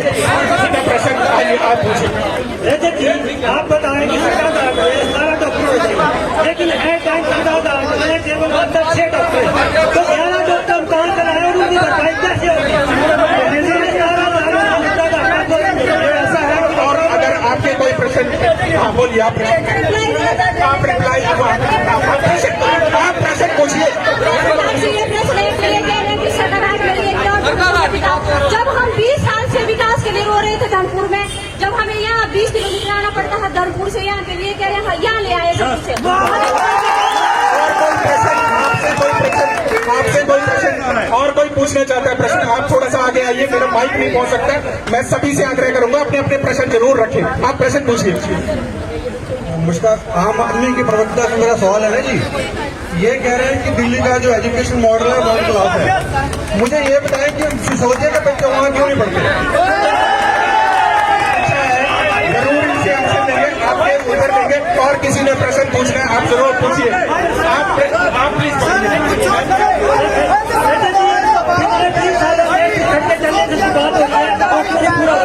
आपके प्रश्न, आपके सभी के प्रश्न ले रहे हैं, बहुत मुद्दे हैं। हाँ जी अंकल, एक सेकंड। हमें मतलब ये अंग्रेजी की वहाँ क्यों नहीं हो, वहाँ पर विकास हो रहा है, परंतु सरकार घाट को डाउनग्रेड किया जा रहा है, रजत जी आरोप है सरकार घाट को डाउनग्रेड किया जा रहा है, क्यों कर रहे हैं? आपसे सीनियर सिटीजन प्रश्न पूछ रहे हैं, इसका उत्तर ऐसा कुछ नहीं है। सरकार घाट विधानसभा लगभग 150 करोड़ रुपए से जो है सरकार घाट विधानसभा क्षेत्र में सड़कों का काम चले, और मैं ये दावे से कह सकता हूँ कि जितने अच्छे रोड सरकार घाट विधानसभा क्षेत्र में है उतने कहीं मंडी जिला में नहीं है, जितने अच्छे रोड सरकार घाट विधानसभा क्षेत्र। मेरा क्वेश्चन आम आदमी पार्टी के प्रवक्ता से ये बोल रहे जी कि डोनाल्ड ट्रंप या डोनाल्ड जी यहाँ आए और वो बोल रहे हैं कि दिल्ली के स्कूल देखे, और मोदी जी को बोल रहे हैं कि उनके पास स्कूल नहीं है। मैं बोलना चाहता हूँ कि जब युद्ध हुआ तो तालिबान ने इंडिया के जहाज को उतरने दिया तालिबान में, जबकि यूएसए के उसमें 11 सैनिक मारे गए। तो आप क्या बोलना चाहते हैं कि मोदी जी कुछ नहीं कर रहे हैं? जब इंडिया का जहाज अमेरिका के 11 सैनिक आप प्रश्न आम आदमी पार्टी के प्रवक्ता से कि भाई साहब आपने शायद परसों की वीडियो नहीं देखी होगी, एक सरकारी स्कूल के बच्चों को एक चौकीदार द्वारा पीटा गया जब वो मीडिया को बता रहे थे वहाँ की सच्चाई। तो आप बताओ दिल्ली मॉडल, आप कहते हैं दिल्ली मॉडल, तो आप तब बताओ ना आप दिल्ली मॉडल। मैं आपसे छोटे छोटे बताइए आपका प्रश्न। मेरा प्रश्न कांग्रेस के प्रवक्ता से है, ये बड़ी देर से कह रहे हैं कि बीजेपी सरकार ने इतना जो ऋण जो है इतना ज्यादा कर दिया। मैं इनसे जानना चाहता हूं कि ये ओपीएस का जो विषय लेके वादा कर रहे हैं कि हम ओपीएस देंगे, क्या ये बिना केंद्र की मदद के किस रणनीति के तहत जो है ये पैसा प्रोवाइड करेंगे और ओपीएस जो है लागू करेंगे? ये देखिए, एक मिनट मेरे को थोड़ा सा जगह दे दीजिए जाने के लिए। मुख्यमंत्री जी का ही बयान है कि 2003 में भारत सरकार के साथ एमओयू साइन आप ही ने किया और आज आप बोल रहे हैं कि ओपीएस लागू किया जाए, इसके ऊपर कांग्रेस का क्या स्टैंड है? और आपके पास ब्लूप्रिंट क्या है कि कल को अगर आप ओपीएस लागू कर देंगे, हिमाचल प्रदेश इतने कर्जे में है कि आप उस कर्जे को ओवरकम कर लेंगे, ब्लूप्रिंट जो कि सोर्सेज तो है नहीं, तो इसके ऊपर आप अपने जवाब दीजिए। ओपीएस में भाई साहब ने प्रश्न पूछा, हमने 10 गारंटियां लेके हम आए हैं, उनमें से ओपीएस की बात है। इस वक्त हिंदुस्तान में कांग्रेस 2 राज्यों में गवर्न कर रही है, राजस्थान और छत्तीसगढ़। और राजस्थान में पिछले 6 महीनों से ओपीएस मिल रही है।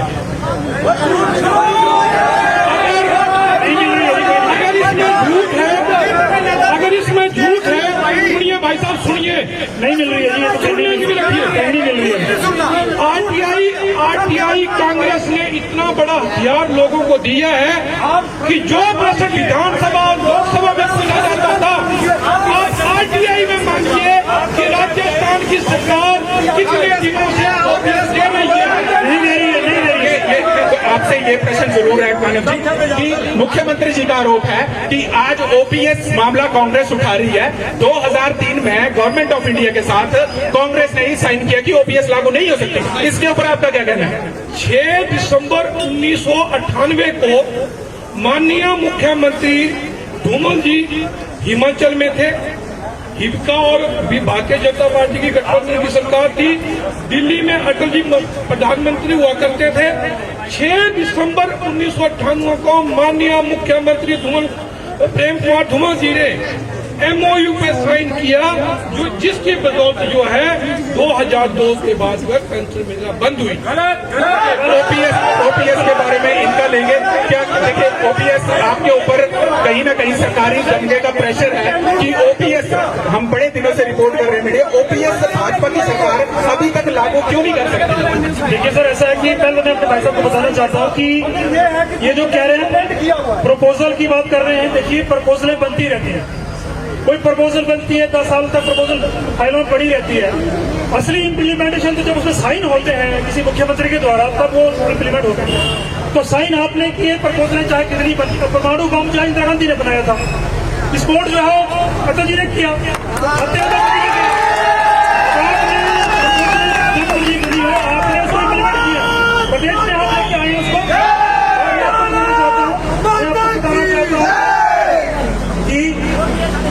जहां तक ओपीएस की बात है, हमारी सरकार, हमारे मुख्यमंत्री जी जो कि कर्मचारी हितैषी हैं, उन्होंने कर्मचारियों को बहुत सारे बेनिफिट्स दिए हैं। और आपने देखा होगा कि 5 साल में उन्होंने कर्मचारी वर्ग की हमेशा चिंता की है। उनके बहुत सारे जो पिछले जो इश्यूज थे वो सारे सेटल किए, और ओपीएस के लिए भी उन्होंने कमेटी बनाई है। मुख्यमंत्री जी ने हमारे चीफ सेक्रेटरी की अध्यक्षता में ओपीएस के लिए से भी कहा है कि थोड़ा धीरे धीरे, और आने वाले समय में ये मुद्दा क्योंकि केंद्र सरकार के पाले में, जब तक केंद्र सरकार मदद नहीं करेगी, केंद्र सरकार हामी नहीं भरेगी, तब तक जो है वो ओपीएस लागू नहीं कर सकते। क्यों उसको लागू किया है? राजनीति यह है कि वो पैसे नहीं दे पा रहे हैं, और वो बार बार प्रधानमंत्री को जा रहे हैं, पैसा मांग रहे हैं। और क्योंकि उन्होंने खुद वो घोषणा की थी कि हम जो ओपीएस जो है वो हम लागू करेंगे, पर अभी तक दे नहीं पा रहे हैं, लागू नहीं कर पा रहे हैं, पैसा नहीं। क्या क्या कहेंगे आप इसके बारे में? कहा है कि माननीय प्रधानमंत्री जी इसके कोई निश्चित हल ढूंढेंगे, और हम भी चाहते हैं, हम भी कर्मचारियों के साथ हैं, हम भी कोई इसका बाइक मीडिया कोई ऐसा कोई इसका निकले, ताकि कर्मचारियों को भी लाभ मिले और सबकी बात जो है वो, और जो कांग्रेस के द्वारा की गई भूल है उसको हम लोग ठीक कर सकें। मैं एक प्रश्न और जरूर पूछूंगा आपसे। आम आदमी पार्टी पंजाब में जीत गई, हिमाचल में आ गई। आपने हिमाचल में ऐसा शुरू किया कि रात को आम आदमी पार्टी में, सुबह बीजेपी में। आपके कई पदाधिकारी सरकाघाट से भी बनाए गए प्रवक्ता, परंतु कुछ दिन आम आदमी पार्टी में, फिर बीजेपी में। तो ये जो आप यहाँ की राजनीति को टटोलने की कोशिश कर रहे हैं, तो इसमें आप इसका ब्लूप्रिंट आपके पास क्या है हिमाचल की राजनीति का? और ये जो आपकी एक बिखराव का है कि रात को आम आदमी पार्टी, तो आपको वही सभी को इकट्ठे किए जा रहे हैं कि कोई कांग्रेस से नाराज है या बीजेपी से नाराज है, आ जाओ आम आदमी पार्टी में, क्या कहेंगे आप इसके बारे में? देखिए, हमें राजनीति करने नहीं है, पहली बात। दूसरी बात,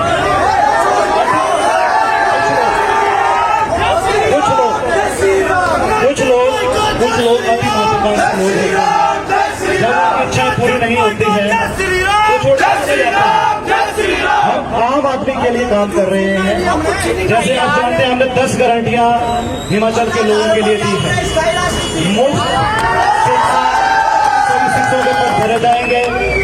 अब हिमाचल प्रदेश हमारी सरकार बनने के बाद कोई लाल पीला कार्ड जो है हॉस्पिटलों में नहीं चलेगा। हिमाचल का जो नागरिक होगा, जो 50 लाख तक का उसका खर्चा होगा इलाज का, जो है सरकार उठाएगी। महिलाओं के सशक्तिकरण के लिए हमने 1,000 का समान राशि जो है 1 जनवरी 2023 से हम देना शुरू कर देंगे आपको।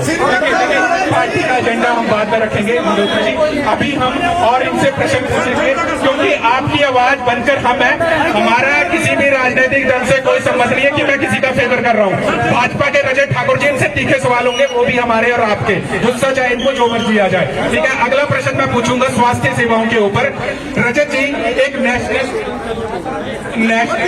आपसे बचवा लूंगा, नेशनल सर्वे के मुताबिक पूरे देश में हिमाचल का जो मृत्यु दर का आंकड़ा है वो 21वें नंबर पर खड़ा हुआ है। तो कहीं ना कहीं जो मृत्यु दर है इन कंपैरिजन तो प्राइवेट सरकारी अस्पतालों में बहुत ज्यादा आती है, ये भी एक सीएजी का आंकड़ा है।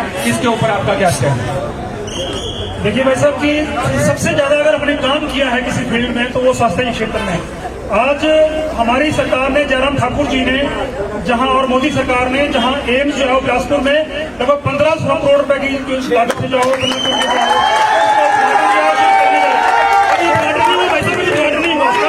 अभी उद्घाटन हो रहा है उसका। इसी महीने सितंबर महीने में, अक्टूबर महीने में उसका उद्घाटन होगा। इसके अलावा 4 मेडिकल कॉलेज, एक हमीरपुर मेडिकल कॉलेज तक भी तैयार हो रहा है, नाहन में मेडिकल कॉलेज तैयार हो रहा है, चंबा में मेडिकल कॉलेज तैयार हो रहा है, मंडी में मेडिकल कॉलेज होने पर मेडिकल दिया। और इसके अलावा जो हमारे ग्रामीण क्षेत्र में जो हमारे स्वास्थ्य संस्थान थे उनको भी हमने सुदृढ़ करने का काम किया है। आज हमें गर्व से कह सकता हूं इस मंच पर खड़ा होकर के, आज ऐसा कोई स्वास्थ्य संस्थान नहीं है जहां जो डॉक्टर नहीं है, जहां हम लोग पैरामेडिकल स्टाफ नहीं दे रहे। हर संस्थान में जो है डॉक्टर पैरामेडिकल। आज सिचुएशन ये हो गई, डॉक्टर हम लोग पहुंच रहे हैं। शिक्षा क्षेत्र, स्वास्थ्य क्षेत्र में हमने अभूतपूर्व काम किया है। जयराम ठाकुर जी ने अभूतपूर्व काम किया। आज मैं आपको बताना चाहता हूँ ऐसा कि आज जयराम ठाकुर जी की वजह से आज लगभग 56 प्रकार के हमारे टेस्ट जो बिल्कुल फ्री हो रहे हैं।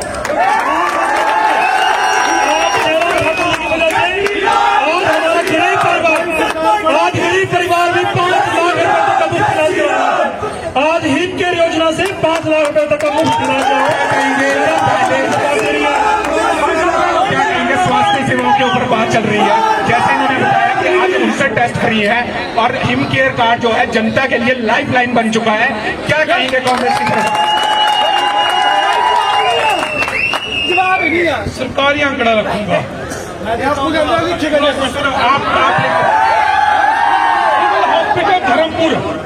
सिविल हॉस्पिटल धर्मपुर 14 डॉक्टरों की पोस्ट है। सुनिए, आप आंसर सुनिए, देखिए आप आंसर सुनिए, आप प्लीज आंसर सुनिए, बोलिए सुनने का मध्य रखिए, सुनने का मध्य रखिए। 14 पोस्टें हैं डॉक्टर्स की, 7 खाली हैं। डेंटल सर्जन की एक पोस्ट है, खाली है। लेटेस्ट कल आए उनको सरकाघाट सिविल हॉस्पिटल सरकाघाट 15 पोस्टें डॉक्टर्स की हैं, 6 खाली हैं।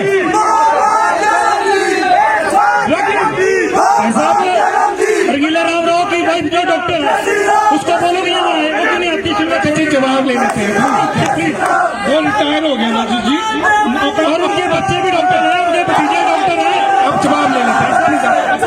अपडेट रखिए आप। अरे ये लाइन आपके साथ उल्टा बोलने से नहीं होगा। चोर मचाए इनको, चोर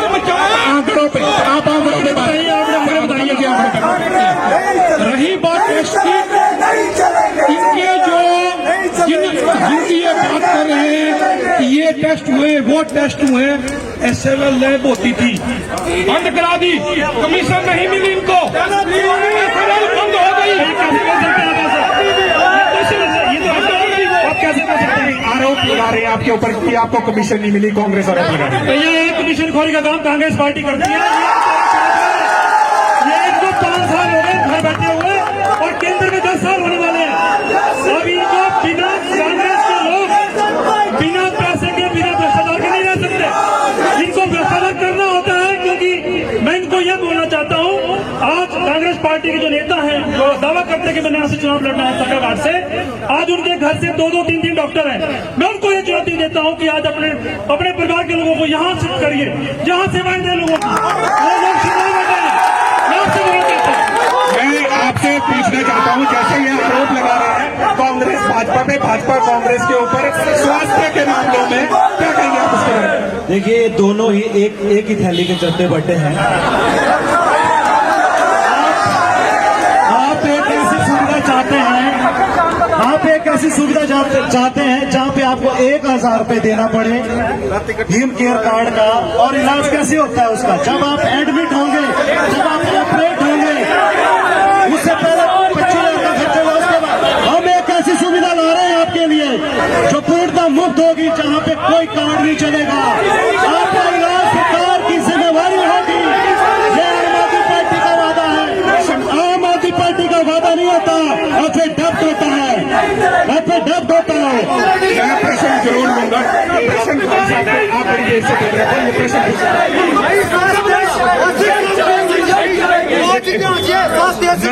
मैं कांग्रेस प्रवक्ता से जानना चाहता हूं कि आपके कांग्रेस के नेता जो है यहाँ 15 साल जो है बहुत स्ट्रांग मिनिस्टर रहे हैं, क्या ये जो आप कमियां बता रहे हैं, क्या उस वक्त कमियां खत्म हो गई थी? उस वक्त कोई कमी नहीं थी, सब कुछ परिपूर्ण था, सारे डॉक्टर थे। और आज बीजेपी काल में कमियां जो है अब आई है क्या? बीजेपी सरकार प्रयास कर रही है और यहाँ पे जो भी कमी है वो धीरे धीरे करके पूरी हो रही है। दूसरा मेरा प्रश्न आम आदमी पार्टी से है। उनके महामंत्री जो है वो अपने आप को यहाँ का धर्मपुर का कैंडिडेट की तरह प्रचारित कर रहे हैं। मैं ये जानना चाहता हूँ कि वो क्या ब्लूप्रिंट उनके पास है, वो किस तरह से लोगों के बीच में जो है अपनी जो दावेदारी है वो पेश कर रहे हैं, क्योंकि उनकी ना तो सेंटर में सरकार है, ना तो प्रदेश में अभी इनका कुछ आंकड़ा वांकड़ा है, वे क्या कर पाएंगे? कहते हैं आप नया आरोप लगाए, आप और कुछ प्रश्न, आप और किसी का प्रश्न है, कृपया अंकल का प्रश्न जरूर लूंगा मैं। अंकल थोड़ा सा आगे आए।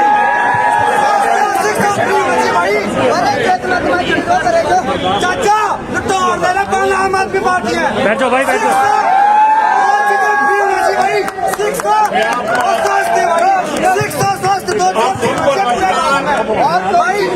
मेरी आपसे रिक्वेस्ट है, प्लीज कीप क्वाइट। जैसे आप आए हैं वैसे हम आएगा, और हम सरकार घाट के हमारा यहाँ हक है।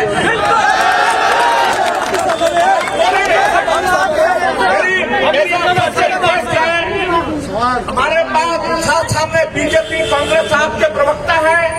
मेरा पहला आपसे प्रश्न है, यहाँ ज्यादातर लोग जो हैं वो सब बेरोजगार हैं।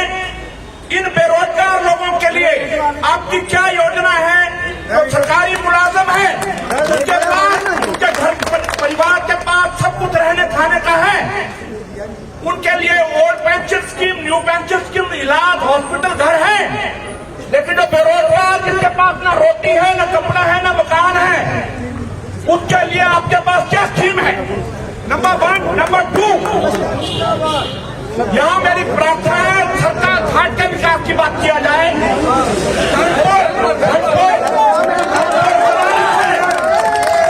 धर्मपुर हमारा है, हम धर्मपुर के हैं, भाई भाई हैं, और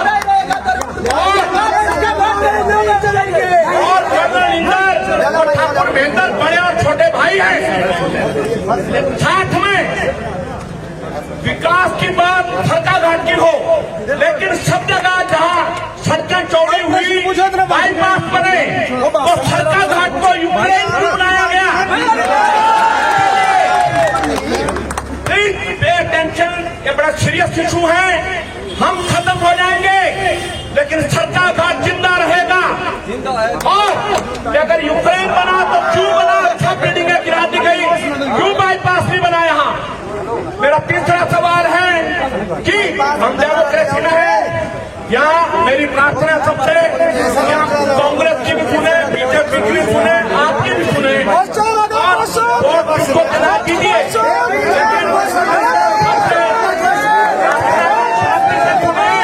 और हमेशा याद रखना, जो हल्ला डालने वाले होते हैं उससे कुछ होता नहीं।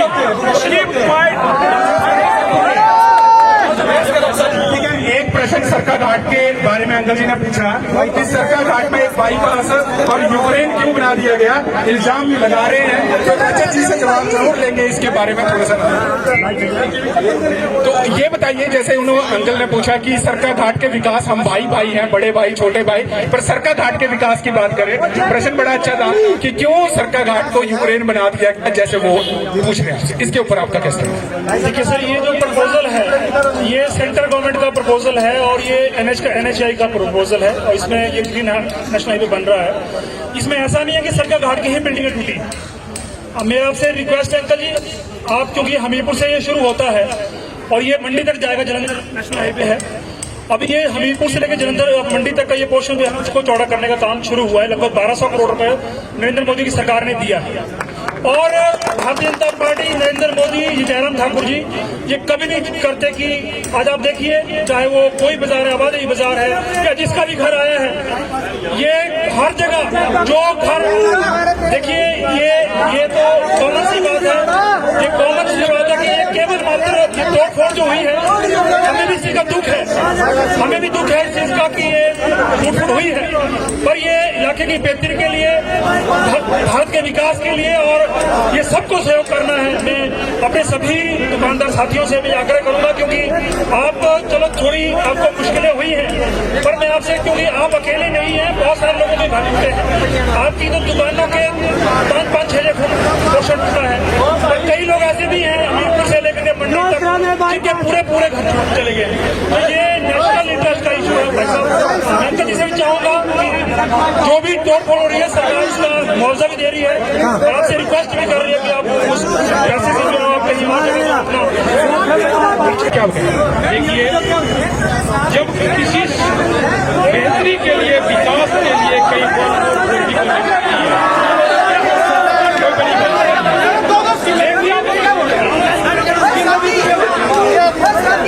लेकिन सुन लीजिए भाई साहब,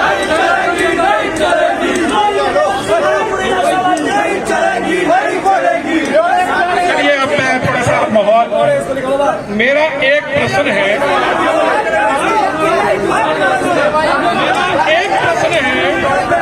भारतीय जनता पार्टी के प्रवक्ता बताएं, अगर सड़क के लिए जो मुआवजा मिला वो सरकार घाट में कम क्यों मिला, इसकी कीमत कम क्यों आंकी गई, इसके भी प्रकाश क्यों कीमत कम आंकी गई, जैसे कि ये सवाल इन्होंने पूछा। देखिए, पहले तो मैं इनको बताना चाहता हूँ प्रवक्ता महोदय को कि कोई कीमतें कम नहीं आंकी गई, राजस्व विभाग के द्वारा जो है जितना उनका वैल्यू बनती है। और दूसरा मैं आपसे ये पूछना चाहता हूँ, अगर सरकार ने अगर कीमतें कम आंकी हैं तो आपने एजुकेशन किया क्या? आपने सरकार के नॉलेज में बात लाई? मैं विजय जी से पूछना चाहूंगा, आपने कोई नॉलेज में सरकार की लाई कि हाँ कीमतें कम मिली हैं, या आप किसी व्यापारी भाई के साथ खड़े हुए, या कभी आपने कोई एजुकेशन किया है? ऐसा नहीं है, ये सिर्फ केवल क्या बोलेंगे? देखिए, मैं एडवोकेट हूँ प्रोफेशन से, मुआवजा कम मिला है, मुआवजा कम मिला है, मुआवजा जो कम मिला है उसकी अकेले मैंने 100% रेफरेंस की है डिविजनल कमिश्नर के पास कि मुआवजा कम मिला है। पार्टी लेवल पे है या इंडिविजुअल लेवल पे ऐसे अपील कर रहे हैं आप? 100 लोगों की, पार्टी लेवल लोगों की पिटीशन मैंने की है, ये मैंने किया है। अब आम आदमी पार्टी से एक प्रश्न मेरा बड़ा, वो एक किसी ने यहाँ पे पूछा था कि दिल्ली के उप मुख्यमंत्री मनीष सिसोदिया जी के बच्चे क्यों दिल्ली स्कूल में पढ़ते हैं, क्या कहेंगे आप? मनीष सिसोदिया जी के जो बच्चे हैं वो कॉलेज में पढ़ रहे हैं, तो मैं आपको बताना चाहता हूँ, ठीक है जी। हमारे यहाँ पे एसडीपी के संभालनीय प्रवक्ता है, इनके बच्चे भी शिमला में पढ़ते हैं, मेरे बच्चे मंडी में पढ़ते हैं, मेरी वाइफ टीचर है। तो ये कोई मुद्दा नहीं है। मुद्दा की बात करो कि हम शिक्षा के लिए क्या कर सकते हैं, स्वास्थ्य के लिए क्या कर सकते हैं, हम बिजली पानी, महिलाओं के लिए क्या कर सकते हैं, युवाओं के लिए क्या कर सकते हैं, उसके ऊपर आप हमसे बात कीजिए, उस पर हमारे से बहस कीजिए। आप हम क्या कर सकते हैं वो हम बता सकते। हमारा 10 गारंटियां हमारी आ चुकी हैं, और जो हमारी गारंटियां होती हैं वो एफिडेविट होता है, और वो करके दिखाते हैं। दिल्ली में करके दिखाया है, हिमाचल में भी करके दिखाएंगे, गुजरात में हमारी सरकार बन रही है। आप शांत हो जाइए, आप शांत हो जाइए। मैं बीच बीच में आपके पास इसलिए जा रहा हूँ कि आप प्रश्न पूछें, और यहाँ पे जैसे अंकल ने बोला आप थोड़ा शांत, ये वाली पार्टी थोड़ी शांत रहे, बाकी सभी को मौका दे कृपया प्रश्न पूछने का। आप भी आराम से बैठे, आप भी आराम से बैठे। आपके किसी के प्रश्न है, मैं आपके पास आऊंगा तो प्रश्न पूछे सरकार घाट के मुद्दे के, आपके प्रश्नों का भी उत्तर हम इनसे ले लेंगे। परंतु अब मैं शायद प्रश्न जरूर एक पूछूंगा कि पार्टियां कोई भी आए, चाहे कांग्रेस की आए, चाहे भाजपा की, चाहे आम आदमी पार्टी के लिए, हिमाचल के लिए और सरकार घाट के लिए इनके पास भविष्य में क्या योजना है। विजय जी, अगर आपकी कांग्रेस सरकार आती है तो आप हिमाचल की तरक्की के लिए और सरकार घाट के लोगों की तरक्की के लिए क्या करेंगे? देखिए, हमने 10 लड़कियां लेके आए हैं हम। पहले प्रत्येक महिला को 1500 रुपए भत्ता दिया जाएगा हर महीने। 300 यूनिट बिजली मुफ्त दी जाएगी।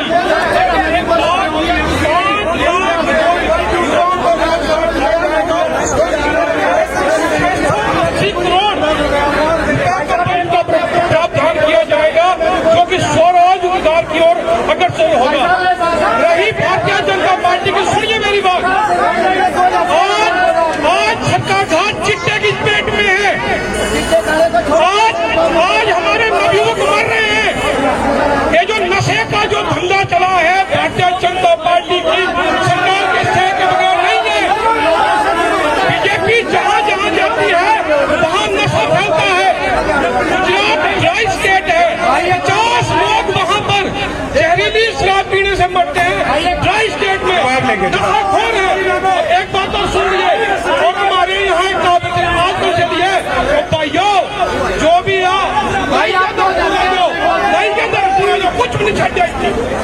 भैया ऐसा है, देखो एक बात मैं बताना चाहता हूँ। एक तो आम आदमी पार्टी और कांग्रेस पार्टी, ये दोनों गारंटियां लेके आई है। गारंटियां गारंटी क्यों देनी पड़ रही है? गारंटी क्यों देनी पड़ रही है मैं पूछना चाहता हूँ। क्योंकि इन्होंने गारंटी 2003 में दी थी। इन्होंने कहा था, वीरभद्र सिंह ने कहा था अपने घोषणा पत्र में कि हर घर से एक सरकारी नौकरी देंगे। 2003 में कहा था, फिर मिली किसी को। 2012 में इन्होंने कहा था कि बेरोजगारी भत्ता देंगे 10 लाख युवाओं को, दिया किसी को? और अब भी 2022 में गारंटियां देनी पड़ रही है। भाइयों बहनों, गारंटियां कंपनी देती है, कंपनी है। अब ये भी मैं पूछना चाहता हूँ कि ये गारंटी है या वारंटी है? गारंटी है या वारंटी है? एक होती है गारंटी, एक होती है वारंटी। देखिए भाई, ये स्वर्णिम हिमाचल दृष्टि नहीं, मैं ये पूछना चाहता हूँ, बताइए, मैं बस पूछना चाहता हूँ, इसके तहत कितने काम हुए? आपने जो मुद्दा बताइए। एक भी गारंटी पूरी नहीं करेंगे, और एक गारंटी पूरी करेंगे ये गारंटी पूरी करेंगे। ये दृष्टि पत्र बताइए। दृष्टि पत्र कुछ नहीं है, कुछ नहीं है। एक नंबर का फ्रॉड है, ये फ्रॉड है, फ्रॉड, बिल्कुल फ्रॉड है। ये भारतीय जनता पार्टी मैं बताना चाहता हूँ, दृष्टि पत्र फ्रॉड है। इन्होंने अपने आप बोला ये सारी फ्रॉड है, ये सारी फ्रॉड है, दृष्टि पत्र, ये सारी गारंटियां फ्रॉड है। क्योंकि दृष्टि पत्र फ्रॉड है। एक जो गारंटी दे रहे हैं, मैं आम जनता से कहना चाहता हूँ, मैं कहना चाहता हूँ कि जो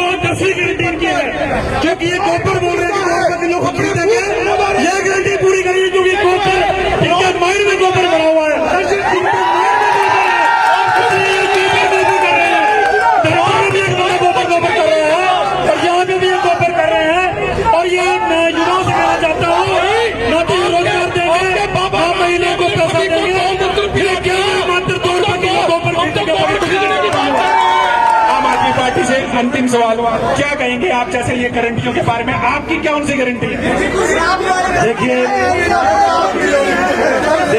इनके जो दृष्टि पत्र मैं याद दिलाना चाहूंगा, शायद इनको याद नहीं होगा। एक मिनट सर, साथ हो जाइए।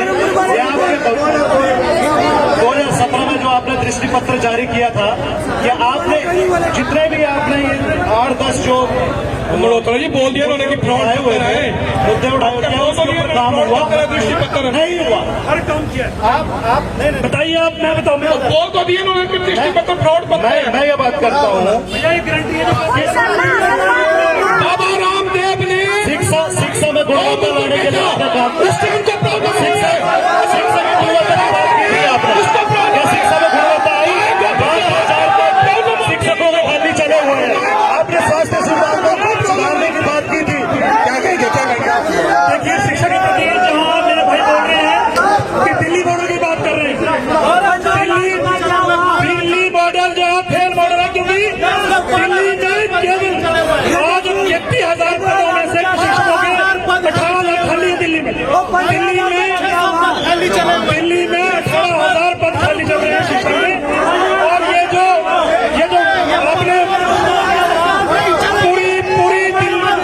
आपने पूरी दिल्ली में कहा था कि वाईफाई करेंगे, फ्री करेंगे, आप बताएं, ये आपका पत्र आइए, आपकी घोषणा पढ़िए। वाईफाई फ्री होना था आपने, मोहल्ला क्लिनिक आपने कहा था मोहल्ला क्लिनिक खोलेंगे, 2 क्लिनिक खोले केवल, 2 क्लिनिक खोले आपने। एक प्रश्न इनका लेंगे, क्या कहेंगे आप? प्रश्न मान्यवर, मैं इन मुफ्त वालों से पूछना चाहूंगा कि आप हर चीज मुफ्त में देंगे, महिलाओं को 1,500 रुपए देंगे, कुछ और देंगे, मैं मान जाता हूँ आप लोग देंगे। क्या पैसे आप लोगों के घर में लगे हुए हैं?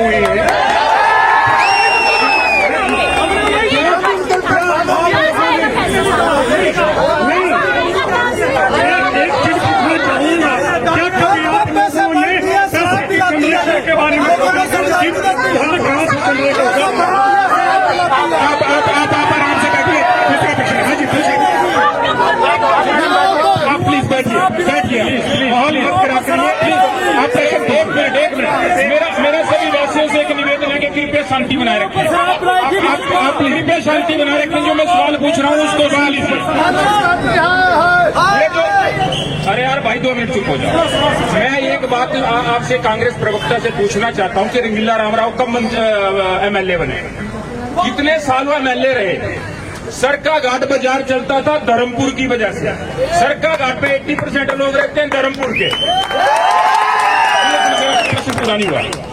कॉलेज कितने साल पहले मिलना था सरका घाट में? रंगीला रामराव ने 10 साल क्यों लेट किया? किसकी सरकार थी? रामलाल के मंत्रिमंडल में वो मंत्री थे, वीरभद्र के मंत्रिमंडल में वो मंत्री थे। अगर धर्मपुर वालों को अब कॉलेज मिल गया तो सरका घाट वालों को प्रॉब्लम क्यों है भाई?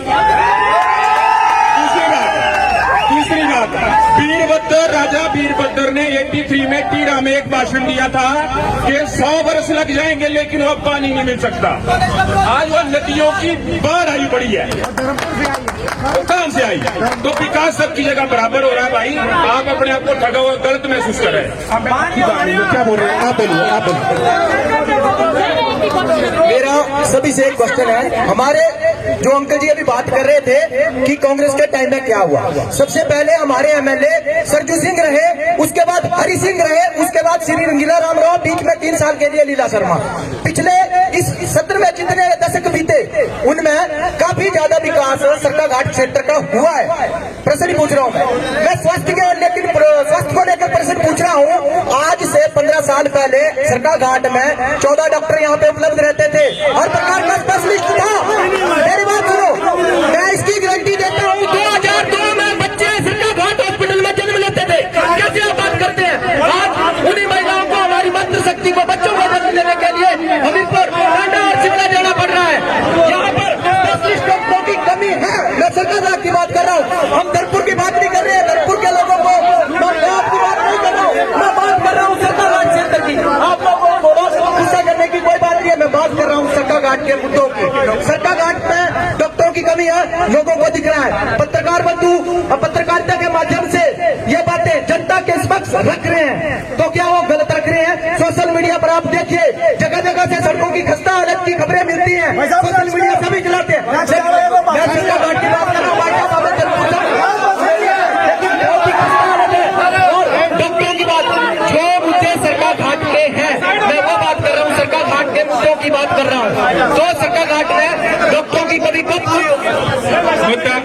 आप बताइए, इनसे भी एक प्रश्न है। आप क्या प्रश्न है? आपका प्रश्न मेरा कांग्रेस पार्टी के सर से क्वेश्चन है। सर, आप बोल रहे हैं कि लेडीजों को मतलब हर महीने 1500 पे मिलेगा।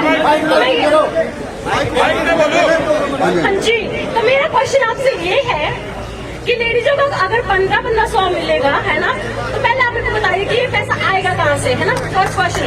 सेकंड क्वेश्चन, इसमें एक एलिजिबिलिटी क्या होगी, एज कितनी होगी, ये मेरे को ये बात जानना बहुत जरूरी है कि पैसा आएगा।